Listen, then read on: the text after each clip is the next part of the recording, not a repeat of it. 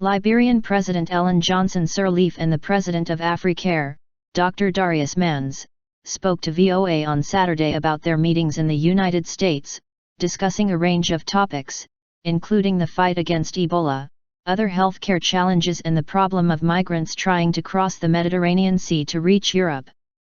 Sirleaf said she visited the United States at the invitation of President Barack Obama to discuss the fight against Ebola and the progress made in her country and Guinea and Sierra Leone, the three countries hardest hit by the disease. She said Obama reassured her that the United States will continue to support her country as it embarks on its economic recovery plans. Obama hosted Sirleaf and the presidents of Guinea and Sierra Leone at the Oval Office last week. Sirleaf said she is hopeful that some of the $1.4 billion the United States has allocated to fight Ebola can be used to support the economic recovery program.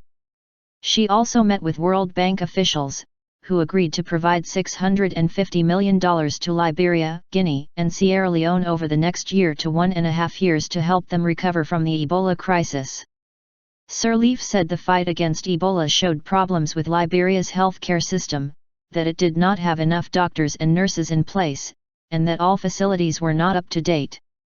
She said Liberia needs to build a health system that has the capacity to respond, and is working with the CDC and NIH and officials in Britain to develop that system. Mans said Africare has worked in Liberia since 1992 and has a long-term commitment there, as well as Guinea and Sierra Leone, the other two countries most affected by Ebola.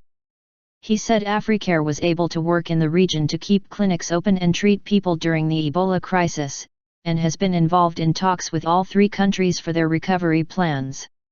Sirleaf said that empowering communities to take ownership and responsibility in the fight against Ebola was one of her most important decisions.